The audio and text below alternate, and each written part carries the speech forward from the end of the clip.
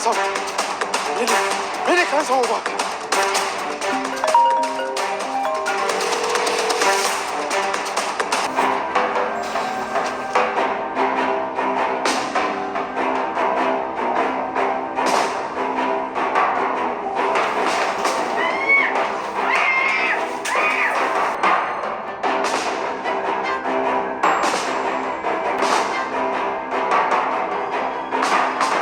ችግር ውስጥ ነኝ። የምን ችግር? ያቺ የደፌ ልጅ ቢሮ ውስጥ ገብታ ዶክመንቶቹን በሙሉ ዘርፋኛለች። እናም ለሆነ ሰው አቀብለዋለች። አክስቴ ምን ማድረግ እንዳለብኝ እራሱ አላውቅም፣ ግን ወረቀቱን የያዘውን ሰው ለመያዝ እየተከታተልኩት ነው። ማንን? እንዴት አውቃለሁ? ግን ያው በቃ የእሷ ሰው ነው። እና እኔ ምን ላደርግ? አክስቴ ያቺን ሴት ማግኘት ይኖርብናል። ወይኔ ሜርሲ ተበላሽ ዛሬ።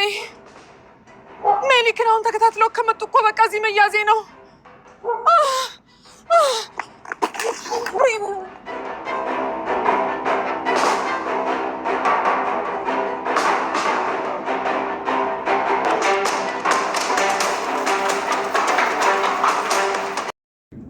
ሰላም ውድና የተከበራችሁ የቻናሌ ቤተሰቦች እንዴት ናችሁ? ደህና ናችሁ? ሁላችሁም በያላችሁበት ሰላማችሁ ይብዛልኝ።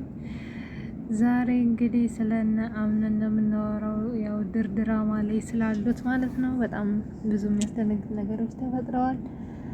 አምነን ወንጀል ውስጥ ገብተዋል ማለት ነው። በዚህም ደግሞ እንግዲህ ባለቤቱ ጄሪ በጣም ደስተኛ ሆናለች ማለት ነው። እንግዲህ አምነን ከታሰረ በኋላ እኔ የልቤን ማሳካት እችላለሁ ብላ ወገቧን ታጥቀን ያለችው ጄሪ እዛ ቤት ያሉትን ነገሮች በሙሉ ማስተካከል እችላለሁ ብላለች ማለት ነው። ይህንን ነገር ለማድረግ ወይዘሮ ሴማ ትፈቅድላታለች ወይ የሚለውን ነገር አብረን የምናይ ነው የሚሆነው። አምነን ሲወጣ ቤቱንና ቤተሰቦቹን ለማትቶ ወጣ የሚለውን ነገር አብረን የምናይ ነው የሚሆነው። እንዳያችሁት ያለፈው ክፍል ላይ ሲፈን እንግዲህ ሙስጠፋን እንደሚሄድ ለአምነን ነግራው ነበረ።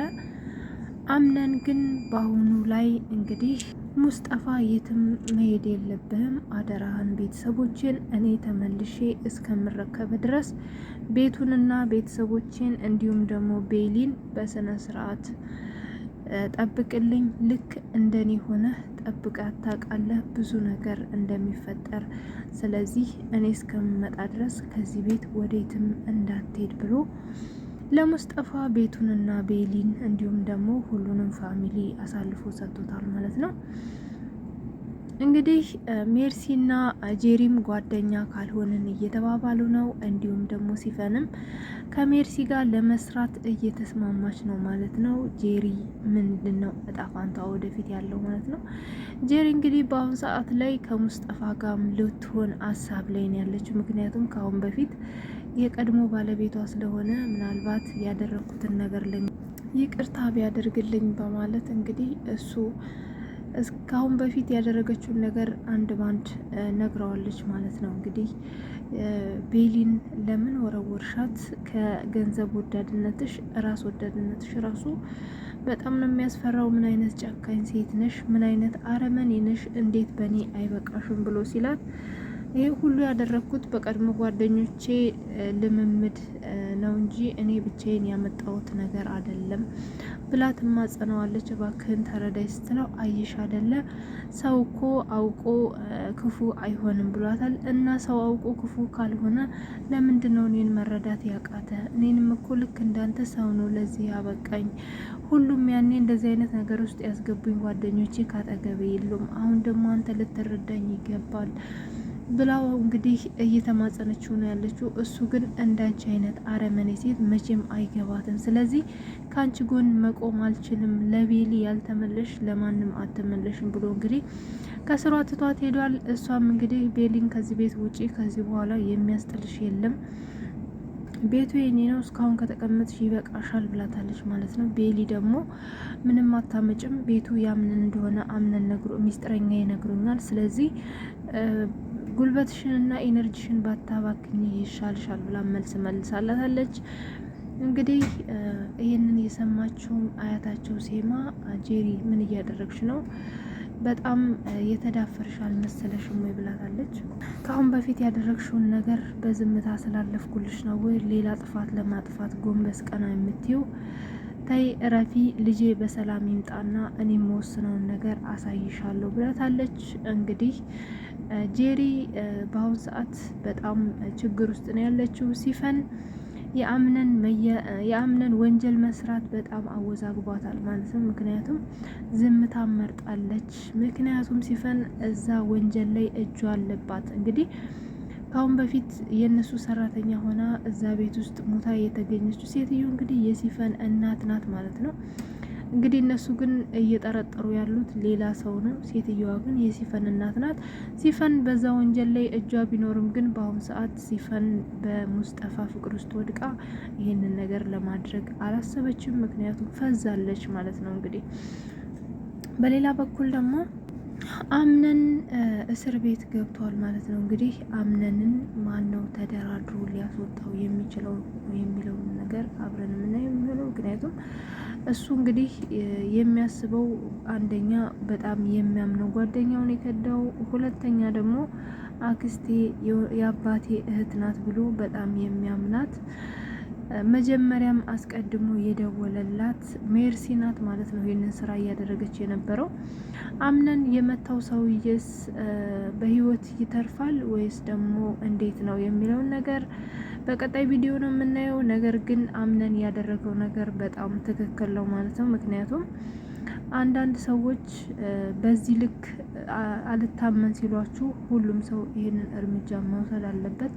አምነንም ትክክል ነው ያደረገው። ነገር ግን ሰውየው በህይወት መኖር አለበት ማለት ነው። አምነንም እንግዲህ የህግ አካላት ቀርበው ሲጠይቁት ሁሉንም መረጃ አሳይቷል። አምነን አጠፋ ወይስ አላጠፋ የሚለውን እንግዲህ ለነሱ ነው የምንተው። አምነን ፍርድ ላይ መውደቅ የለበትም፣ መውጣት አለበት። ምክንያቱም እሱ እዛ ውስጥ ከሆነ በጣም ብዙ ነገር ሊበላሽ ይችላል። ድርጅቱም ሆነ እቤት ያለውን ነገር የሚያስተዳድረው እሱ ስለሆነ መውጣት አለበት። አምነን እንግዲህ ጓደኛውን እየጠየቀው ነበር። እንዴት ትከዳኛለህ? አምኜ ነበር እኮ ድርጅትን ያህል ነገር አሳልፎ የሰጠው እንዴት እንደዚህ ታደርጋለህ ሲለው አንተ ነህ ለዚህ ያበቃኝ፣ እኔ ምንም ነገር የለኝም፣ አንተ ደግሞ ሁሉም አለ። ስለዚህ ይሄንን የመሰለ ድርጅት አሳልፈ ሰጠኸኝ፣ እኔ ደግሞ ቀናሁኝ። ስለዚህ ይሄን ነገር ለማድረግ ወሰንኩኝ ይለዋል። እንዴት ያለፋበትን ንብረት ትበላለህ? ምን አይነት አረመኔ ነህ? እኔ እኮ በጣም አምኜ ነበር፣ እኔ እኮ ጓደኛዬ ነበር የምለው። ስለዚህ በጣም ክፉ ሰው ነህ አንተ ብሎ ግን ማነው አብሮ የሚሰራው? ልትነግረኝ ትችላለህ ወይ? አሁን በፍጥነት እንድትነግረኝ ይፈልጋለሁ ብሎ እንግዲህ ግንባሩ ላይ ይደቅንበታል ማለት ነው። አምነን ሁሉንም ነገር እነግርሃለሁ ግን ምንም ነገር እንዳታደርገኝ ብሎታል። ሰውየው ግን ሜርሲ ናት ለማለት በጣም ስለዘገየ አምነን እንግዲህ ሊተኩስበት ችሏል ማለት ነው። አምነን ሲተኩስ ሰውየውን መቶታል ወይስ ደግሞ ሰውየው የጥይት ድምጽ ሰምቶ ደንግጦ ነው የወደቀው የሚለውንም በቀጣይ የምናየው ነው የሚሆነው። እንግዲህ ሰውየው ግን በህይወት መኖር አለበት ብዬ አስባለሁ። ያችስ ሰራተኞቹን እንግዲህ በመርፌ እየወጋች የጣለቻቸው ልጅ በሞተር አምልጣለች ወይስ ደግሞ ተመታለች የሚለውን ነገርም እናያለን። እሷ ልጅ ማምለጥ የለባትም ማለት ነው። እሷ ልጅ አመለጠ ማለት ከዚህ ወዲያም ብዙ ወንጀሎች ልትሰራ ትችላለች። ስለዚህ እንደዚህ አይነት ወንጀለኞች ማምለጥ አለባቸው ብዬ አላስብም ማለት ነው። እንግዲህ አምነን በጣም ጀግና፣ በጣም እኔ እንጃ እንደሱ አይነት ጀግና ነው ኢትዮጵያ ውስጥ የሚያስፈልጋት ማለት ነው። እና ያንን አህል መንገድ እየተከታተለው ነበረ። እኔ መጨረሻ አካባቢ ላይ በጣም ነበር ፈራሁት። ምክንያቱም ይዞት እየሄደ የነበረው ቦታ ራሱ ምንም ወደማይታወቅ ቦታ ወደ እርሻ ቦታ ነበረ፣ ወደ ገጠር ይዞት እየገባ ያለው ነገር ግን ከድርጅቴ ምንም ነገር አይበልጥም ብሎ ህይወቱን አሳልፎ ነው ማለት ነው የሰጠው። ግን ያው መጨረሻ ላይ ሊይዘው ደርሷል ማለት ነው። አምነን በጣም ጀግና ሰው ነህ። እንግዲህ ሁሉንም ነገር አልፈ ከቤሊ ጋር ቆማችሁ እንደምናያችሁ ተስፋ እናደርጋለን። ቤተሰብ እንግዲህ ድምጽ ሆኖ አምነን መታሰር የለበትም፣ ቤሊ ማስታወስ አለባት። ቤሊ አስታወሰች ማለት ከአምነን ጎን ሆና ሁሉንም ነገር ማሸነፍ ይችላሉ ማለት ነው። ቤሊና አምነን እንግዲህ ድሉ የእናንተ ይሁን ብዬ እላለሁኝ። ምክንያቱም እዛ ቤት ሁሉም ሰው አስመሳይ ነው ማለት ነው። ሁሉም ሰው አይታችሁ ከሆነ ሁሉም ሰው ላይ በጣም የተደበቀ ማንነት አለባቸው። ስለዚህ ቤሊና አምነን እንግዲህ ድሉ የእናንተ ይሁን እላለሁ። በቀጣይ ምን እንደሚፈጠር አብረን እናያለን። ሰላም